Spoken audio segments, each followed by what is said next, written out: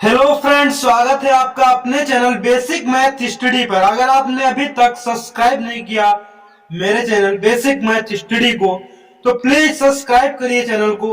और आज हम डिस्कस करेंगे कि ब्याज कैसे निकालते हैं। ब्याज निकालना सीखे, है ना। तो ब्याज अगर निकालना हो तो कैसे निकालते हैं और कैसे बहुत आसानी से निकाल सकते हैं, दोनों बातों पे हम डिस्कशन करेंगे। जैसे यहाँ पर लिखा हुआ ब्याज वार्षिक संयोजित होता है और जो अगला सवाल है उसमें लिखा हुआ ब्याज मासिक संयोजित होता है। इन दोनों का क्या मतलब है, इस चीज को भी हम लोग इस वीडियो में देखेंगे।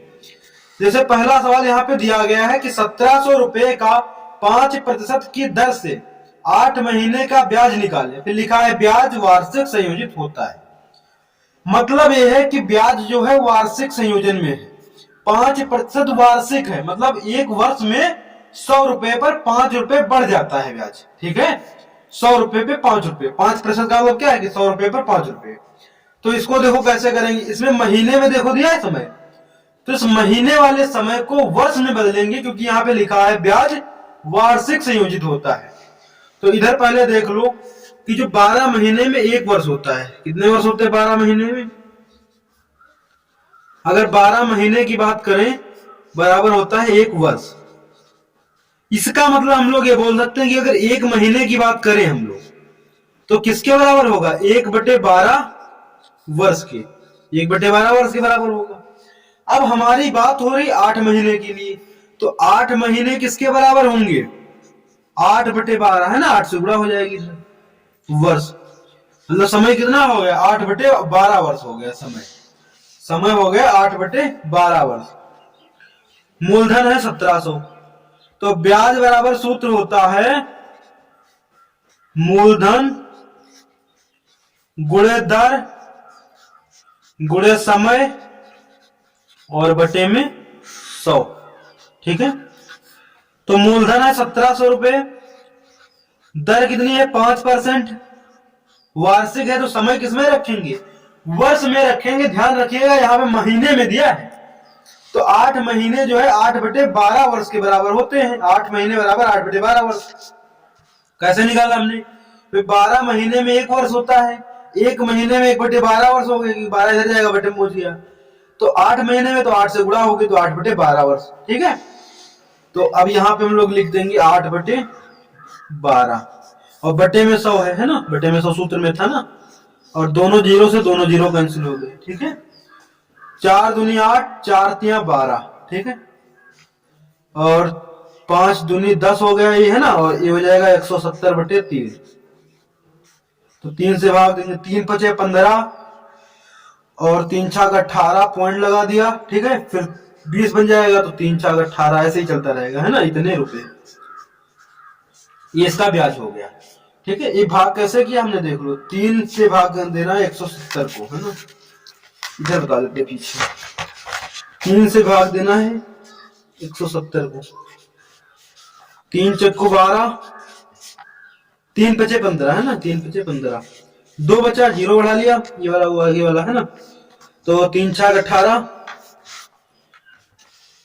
2 बचा, यहाँ पे पॉइंट लगाए, 0 बढ़ा लिया, 3 6 18, है ना, तो 56.6 आ गया, है ना। ये इसका आंसर हो जाएगा। इतना रुपए ब्याज देना पड़ेगा। मतलब अगर वो 1700 रुपए ले लेगा तो 8 महीने बाद उसे ब्याज कितना देना पड़ेगा? 5605 रुपए ब्याज के तौर पे देना पड़ेगा, है ना। अब लिखा हुआ है 1800 रुपए का 5% की दर से, लिखा है 1800 रुपए का 5% की दर से 5 महीने का ब्याज निकालो। सवाल वैसा ही है। देखो इसमें क्या था कि 1700 रुपए का 5% की दर से 8 महीने का ब्याज निकालो, लेकिन सेम ऐसे यहां भी है, लेकिन अंतर क्या है? इसमें लिखा हुआ था ब्याज वार्षिक संयोजित होता है और इसमें लिखा हुआ था ब्याज मासिक संयोजित होता है ना। तो अब इसमें हम लोग जो कैलकुलेशन कर रहे होंगे वो मासिक कर रहे होंगे। क्यों? क्योंकि ब्याज मासिक संयोजित होता है। इसका मतलब यह है कि एक महीने में 5% ब्याज पड़ रहा है इसे, है ना। 5% मासिक है, मतलब महीने वाइज, है ना। अगर 100 रुपए आपको दिए जाए उस पर 5 रुपए आपको ब्याज देना पड़ेगा महीने के हिसाब से, है ना। इसको देखो कैसे लिखेंगे। तो ब्याज बराबर सूत्र लगाएंगे मूलधन गुणे दर गुणे समय। ठीक है, और बटे में 100। ठीक है, तो मूलधन हमारा है 1800 रुपया, तो यहाँ पे लिख देंगे 1800 रुपया, 1800 रुपया। दर कितना है 5%। समय, अब समय किसमें रखोगे, महीने में, क्यों, क्योंकि यहाँ पे लिखा है ब्याज मासिक संयोजित होता है। अब यहाँ पे 5 महीने, महीने में दिया है, मान लो साल में दिया होता है ना, मान लो दिखा होता 5 साल 5 वर्ष, तो हम वर्ष को महीने में बदलते पहले, एक वर्ष में 12 महीने, तो 5 वर्ष में 12 पंचे 60 महीने, ऐसे कर लेते। लेकिन यहाँ पे पहले से दिया है महीने में, तो कोई दिक्कत ही नहीं, 5 महीने लिखा हुआ तो यहाँ पे लिख देंगे 5 और बट्टे में 100, ये दोनों कैंसिल हो गए है ना। 18 पंचे 90 और गुणे में 5, तो 5 9 45, कितना आ गया 450 रुपया।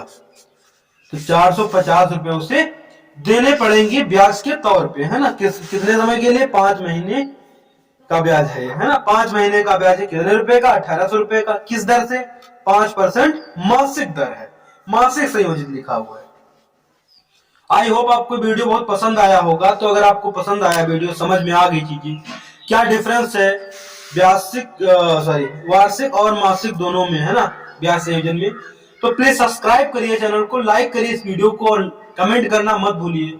मिलते हैं नए वीडियो के साथ। जो टॉपिक आपको समझ में मैथ में नहीं आ रहे उनको कमेंट बॉक्स में लिखो, जिससे मैं उस पर वीडियो बनाऊं और आप आसानी से उसे देख पाए। मिलते हैं नए वीडियो के साथ, तब तक के लिए जय हिंद जय भारत।